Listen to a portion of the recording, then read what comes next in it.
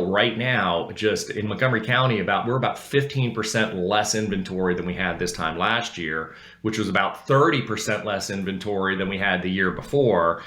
So last year was hot, and this year is slowing down, and we're still less in inventory.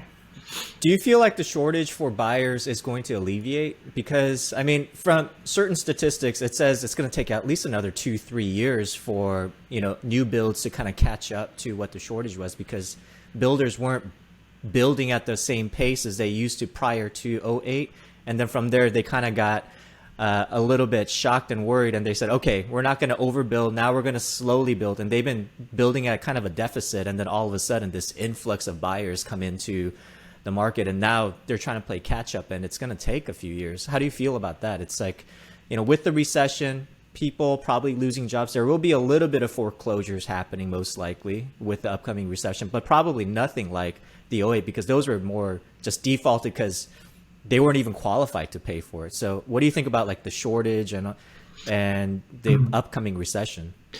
Yeah, I mean, once again, there's always going to be some foreclosures that occur at any time. I just don't see a lot of them happening right now or anytime in the near future, because anybody who really purchased, even within the last year, has equity in their home, and if they put 20% down, let's just say, or even 10 or 5%, I mean, people just don't walk away from that easily like they would when they put nothing down, zero skin in the game. So yeah, I mean, I'm in agreement that we probably will, as seems like we're moving towards a recession.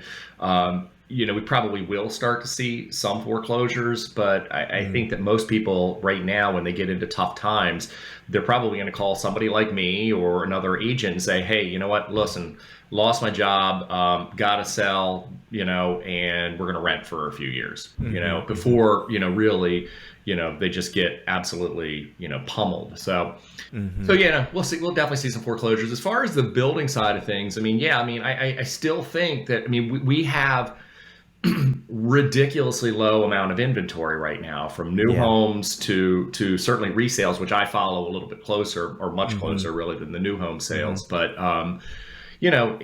inventory is not just going to jump up overnight. There's always going to be people that need to buy their first home, buy a move up home, potentially need to downsize. I mean, that's always going to be there, regardless of the type of market that you're in. And so there will always be that market.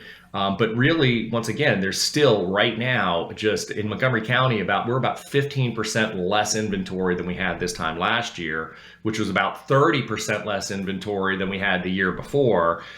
So last year was hot, and this year is slowing down, and we're still less in inventory. We're still less in inventory. But I love watching inventory trends, because to me, that's where really everything kind of, that's really where the story is being told, Yeah. But right now, as of May, now we have not gotten our June statistics for Montgomery County just yet.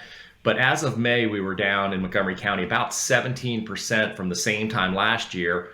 And May of last year, what was everybody complaining about? There's no inventory. And so now it's 17% less than that. But the interesting thing is, at the beginning of the year, the inventory was like closer to like 30% less than it was, So we're seeing that even though it's at a deficit from where it was last year, it's not as much of a deficit as it was earlier in the year. And I think that's simply because, some demand is pulling back. And let's be honest, some people have been squeezed out of the market. When you go from 3.25% up to 5.5%, 6% for a fixed rate right now, better than me, but I would say that your buying power is about 30%, 35% less than it was 4 or 5 months ago.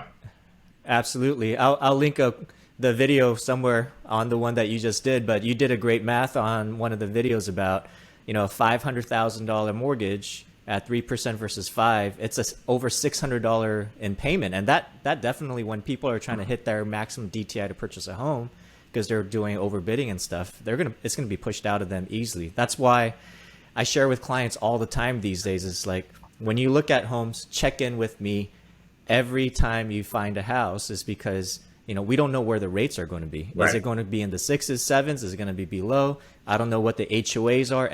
And when their DTI, the mortgage math is tight, we have to make sure that ratio works. Otherwise, they're going to put an offer in something that they can't even afford. Right.